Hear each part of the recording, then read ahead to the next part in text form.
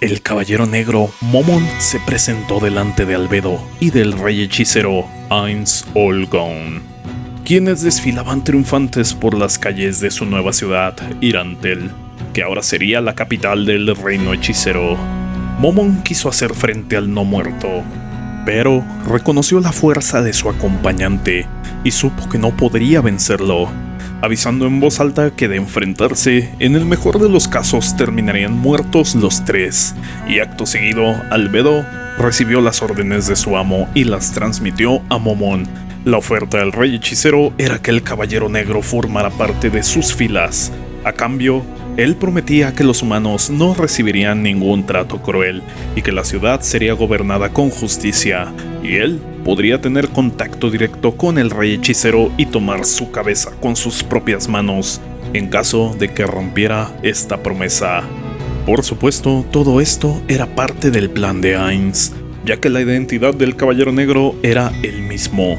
La razón por la que podían estar los dos al mismo tiempo ahí era que Ainz le había ordenado a Actor de Pandora tomar la identidad de Momon para hacer la puesta en escena delante de los pobladores. Así, al sentir la protección de su héroe, sería más fácil para ellos someterse al gobierno del rey hechicero. Era importante evitar que la gente simplemente abandonara la ciudad y lo dejaran con un montón de edificios vacíos. Al crear este escenario, los ciudadanos se sentirían en deuda con Momon, quien vendió su libertad a cambio de la seguridad de las personas. El plan salió a la perfección y nadie sospechaba lo que pasaba en la nueva administración. Días después, Satoru Suzuki se preparaba para levantarse. En su mundo anterior, él tenía varias funciones fisiológicas que tenía que cuidar y satisfacer, como comer o dormir. Pero su cuerpo de no muerto no tenía esas necesidades, y aunque por las noches se acostaba, en realidad solo era para no incomodar a sus súbditos. Además, le daba cierta paz mental pensar que al menos en esas horas estaba solo y no se tenía que preocupar por ellos. El tiempo lo utilizaba en su mayoría para leer, en especial los libros que no le gustaba que le vieran leyendo. A las afueras de su habitación le esperaba una maid, de las 41 que formaban parte de su séquito y las cuales se turnaban para encargarse de asistirlo todos los días. Las maids estaban especialmente comprometidas con este rol, ahora que Ainz no se encontraba en sus aposentos de la tumba de Nazarik, sino en el palacio del antiguo alcalde de Irantel. Y si fueran a comparar las instalaciones, pese a que estas también eran las de un gobernante, parecía un lugar muy precario en contraste con las lujosas y enormes habitaciones de la tumba de Nazarik. Ainz avisó que estaba a punto de salir, y la maid se preparó a la par. Los instintos humanos de Ainz le impedían simplemente dejar que las maids hicieran todo por él, como hacer guardia en su puerta durante toda la noche, o recibir tareas extremadamente triviales. Muchas de estas cosas le parecían innecesarias, pero su interacción con el emperador Jirnip le enseñó que los gobernantes deben mostrar nobleza y permitir a sus siervos trabajar por su bien. Al poco tiempo apareció la maid que habría de relevar a Ford. Naturalmente era Fifth. Ainz vio que llevaban su uniforme pulcro y perfectamente arreglado y recordó las palabras de uno de sus compañeros, que solía fascinarse con los atuendos de las maids y los veía con gran admiración. Le parecían de hecho el más grande invento de la historia. Ainz se quedó perdido en sus pensamientos un segundo, y cuando Fifth le preguntó si se encontraba bien, él respondió que sí, que simplemente se encontraba cautivado. Ainz se dirigió junto a Fifth y los asesinos de 8 filos a colocarse un atuendo, y dadas sus nuevas responsabilidades, quería utilizar una vestimenta digna de la realeza, pero no estaba seguro de cuáles eran los estándares para eso. Así que le encargó a Fifth elegir su atuendo. Esta costumbre la conservaría en los días por venir. Las ropas que eligió para él destacaban por una capa roja majestuosa, con una multitud de joyas incrustadas que ciertamente le parecían demasiado llamativas, pero no se atrevería a romper las ilusiones de la maid, que lo miraba con admiración, y es que sin importar lo que usara, o más bien porque era él, podía usar cualquier cosa, y mientras más ostentosa era mejor para sus súbditos. Al final se dirigió a su oficina. para atender los asuntos del reino. Ahí dio de comer a un pequeño lagarto que conservaba como mascota. En breve apareció Albedo, acompañada de 6 lich ancianos que actuaban como sus asistentes para los temas que requerían de una administración minuciosa de los recursos, ya que eran una especie de no muertos con un intelecto elevado, a diferencia de los no muertos convencionales o de bajo nivel. Albedo llevaba una pila de documentos que necesitaban la revisión de Ainz. En general, algunos eran planes que habían sido formulados por ella misma o por Demiurg, para garantizar la expansión del reino y su prosperidad en el futuro. Pero también había sugerencias para las mejoras a implementar, y es que Ainz había pedido que se recolectara la opinión de sus súbditos para crear un reino digno para todos que sirviera no solo a su gobernante, sino a todos sus habitantes. Esto le pareció ridículo a Albedo y a las Mates, debido a que para ellas, los humanos especialmente, eran poco menos que comida, y no valía la pena desarrollar tecnología o leyes para facilitarles la vida. Al contrario, era mejor usar la represión para garantizar que fueran de utilidad para su amo. Pero Ainz no lo veía así. Como exhumano, era importante para él crear un lugar donde todas las razas pudieran convivir como iguales, aunque como ya ha dejado claro en muchas ocasiones, nunca tomaría alguna decisión que fuera dañina para los NPC de la tumba de Nazarick. Dicho esto, las razones principales por las que Albedo llevaba a cabo estas tareas era porque Ainz no tenía idea de cómo administrar un país, y si recibía además sugerencias de los súbditos, podía de manera anónima colocar sus propias sugerencias sin que pareciera que él las propuso. De acuerdo a las investigaciones de Demiurg, la ley de Riestais no le otorgaba suficiente poder a su gobernante, y era inaceptable como estaba para el régimen de Ainz, de modo que él les encargó lidiar con todo lo referente a las leyes, ya que para él era un tema que desconocía. Albedo lo tomó como una muestra de humildad y comentó que no era necesario mentir, diciendo que no sabía de leyes, pero Ainz insistió. Para Albedo, la razón por la cual aceptó ese comentario era que Ainz era un ser supremo, desligado de toda ley, y como tal tenía sentido que no la comprendiera. Ainz se rió ligeramente de dicha explicación, y Albedo preguntó si había dicho algo gracioso. Él solo le respondió que le enternecía verla feliz. Albedo se cubrió la cara apenada. Estas cosas pasaban cotidianamente. Ainz trataba a los NPC como si se tratara de niños, y es que eran como los hijos de todos sus compañeros.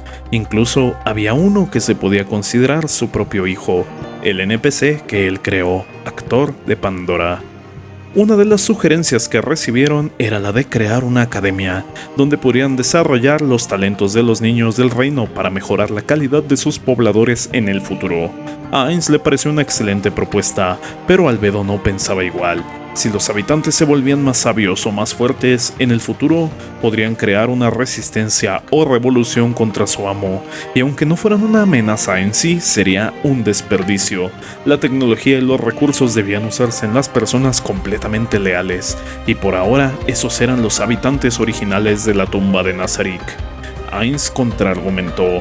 Era cierto que el conocimiento era un arma peligrosa. Si los súbditos eran leales, un reino con gente inteligente podría prosperar mucho más que uno lleno de gente ignorante. Pero si esa gente inteligente comenzaba a conspirar contra su rey, entonces habría problemas. De modo que Ainz propuso la creación de un orfanato como academia, donde desde pequeños podrían impartirles el conocimiento de la región sin darles la tecnología de Nazarick, y solo si el individuo demostraba tener los talentos ocultos, sería aprobado para una educación más especializada. Además, al crecer bajo el ala protectora del rey hechicero, estos niños crecerían como súbditos fieles. Y no solo eso, Ainz contrataría a las viudas de guerra para atender el orfanato, arreglando el problema de la pobreza extrema en la que cayeron después de morir casi todos los hombres en la batalla con el imperio. Además, si lo hacía lo más rápido posible, se ganaría la simpatía del público. Había una desventaja con la presencia de Momon, y es que si los pobladores comenzaban a contarle sus penas, y solo después de eso se instauraban las nuevas políticas, se pensaría que Momon está presionando al rey para hacer todo eso, y no crecería la popularidad de Ainz, sino la de Momon. Para la administración del orfanato, Ainz había pensado en liberar a Pestonia y Nigredo, quienes habían sido encerradas por desobedecer las órdenes del rey hechicero al salvar infantes humanos, cuando debían eliminar a todos los seres humanos para evitar que se filtrara información de Nazarick al mundo. Albedo no estaba de acuerdo con su liberación, pero Ainz la convenció. El hecho es que los bebés que habían sido salvados no recordarían nada, y además los NPCs habían desarrollado personalidades de acuerdo a los deseos de sus compañeros del gremio. Por lo que si Pestonia y Nigredo actuaron por voluntad propia, esa era también, en parte, la voluntad de sus creadores. Albedo, como jefa de los guardianes, no podía permitir la desobediencia, pero asintió en que quizá ella era la única molesta con su liberación. Decidido este tema, la siguiente sugerencia era la instauración de uniformes para promover la unidad entre los servidores de la gran tumba de Nazarick, a lo que Albedo, muy molesta, dijo que era una idea estúpida y se disculpaba por hacer perder el tiempo de Ainz con esa sugerencia tan inútil, la cual era de hecho una sugerencia del mismo Ainz, quien sumamente avergonzado agradeció las propiedades de su cuerpo de no muerto que no producían sudor. De otro modo, habría sido descubierto instantáneamente. Además, Albedo sugirió encontrar al responsable de dicha sugerencia y darle un castigo apropiado, pero Ainz se defendió diciendo que el punto de la sugerencia era escuchar sus verdaderos deseos, por absurdos que fueran, y ahí el propósito de que éstas fueran anónimas. Acto seguido, tocaron a la puerta, y Fifth se acercó a ver quiénes eran los que llamaban, que ya por rutina habitual visitaban a Ainz a esa hora. Eran Aura y Mare, que saludaron enérgicamente al rey hechicero. Ambos se acercaron hasta Ainz y este los levantó para que se sentaran en sus piernas. Para la molestia de Albedo, que estaba sumamente avergonzada y celosa, los hermanos elfos oscuros tenían sus tareas asignadas. Para Aura era la construcción de una fortaleza al interior del gran bosque de Top, que serviría como una falsa Nazarick en caso de ser necesaria, y además como un almacén de suministros. Para Mare, construir una mazmorra a las afueras de Irantel para darle uso en el futuro. Los demás guardianes también tenían tareas asignadas. Shaltear era la vigilante de Nazarick y la encargada de abrir portales entre ambos lugares. Cocytus administraba el área del lago. Demiurg estaba en un viaje en el reino sagrado. Aunque en esta ocasión, los elfos solo visitaban a Ainz para verlo, y después de hablar un poco, ambos bajaron de su regazo. Justo entonces, Albedo comenzó a hacer gestos y sonidos extraños para llamar su atención, con el objetivo de que le dejara sentar también sobre sus piernas. Ainz accedió solo para darle el gusto, pero pronto la invitó a bajarse, a lo que ella, muy molesta, respondió que Aura y Mare se habían sentado en su regazo exactamente 3 minutos y 42 segundos, por lo que solicitaba al menos el mismo tiempo que ellos, y sin darle muchas vueltas la dejó estar ahí más rato. Aura y Mare dieron su propia sugerencia, y esta era que todos los varones utilizaran ropa femenina y todas las mujeres ropa masculina. Sin duda, esto era causa de sus propios hábitos de vestimenta instaurados por su creadora, Buku Buku Chagama. Albedo, a diferencia de otras propuestas, se veía complacida con esta, y eso era seguramente porque venía de otro guardián, y ese guardián hablaba de los sentimientos de uno de los 41 supremos. Para rechazar la propuesta, Ainz les explicó que ellos usaban esa ropa porque así los creó Buku Buku Chagama, y que si todos se vistieran de esa forma, entonces ya no sería algo especial, como su creadora lo había querido. Serían igual que el resto, y ellos no podían permitir que el valor que les dio su creadora se perdiera de ninguna forma. Ainz además agregó que había otra razón por la cual no podía aceptar esa propuesta, y cuando Aura le preguntó cuál era esa otra razón, por supuesto se quedó sin palabras. Para su suerte, Albedo sí que había pensado en un problema potencial, y es que sencillamente sería complicado que todos consiguieran ropa nueva. En su defecto, tendrían que usar ropa osada. Y es que, aunque la ciudad era un punto comercial y almacén importante, desde la llegada de Ainz, los comerciantes de otros reinos raramente pasaban por ahí. Claro que tendrían miedo de ir a esa ciudad gobernada por un no muerto, así que el nuevo objetivo que debían resolver era precisamente el de establecer relaciones amistosas con los demás países, y dado que Demiurg estaba fuera en otra misión, Albedo se ofreció a negociar con el reino de Riestais. Ainz no estaba seguro de que fuera buena idea, ya que él también tendría que moverse pronto, y la ciudad se quedaría sin un administrador. El primero que vino a su mente era Actor de Pandora, que hasta ese momento estaba personificando a Momon y ganándose el cariño de la gente al evitar los abusos del rey. Abusos que no existían, porque Ainz planeaba gobernar justamente su reino y convertirlo en un lugar admirable. Albedo estuvo de acuerdo, ya que, de ser Actor de Pandora, seguramente no habría nada que temer, y es que era el hijo de Ainz, quien apenado cuestionó a Albedo sobre el por qué lo llamó su hijo. Actor de Pandora fue creado por el mismo Ainz, que aunque al principio no supo cómo reaccionar porque había sido llamado padre, terminó por aceptarlo. Ahora era tiempo de comenzar a movilizarse.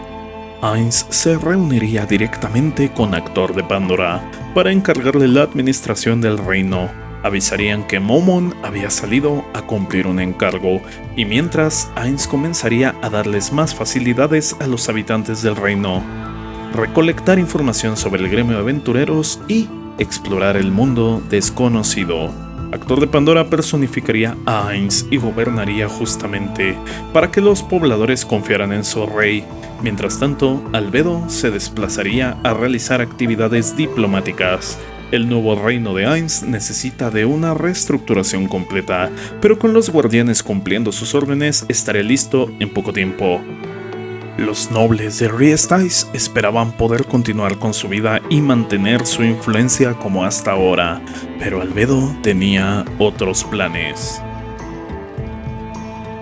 Si el video te gustó, regálame tu like y tu suscripción al canal, activa la campanita para saber cuando publico nuevo contenido, o déjame un comentario para el algoritmo. Si deseas apoyar aún más, únete al canal en el rango de Señor Demonio. También te invito a nuestro servidor en Discord, Federación Jura Tempest, con el link en la descripción. Muchas gracias y hasta la próxima.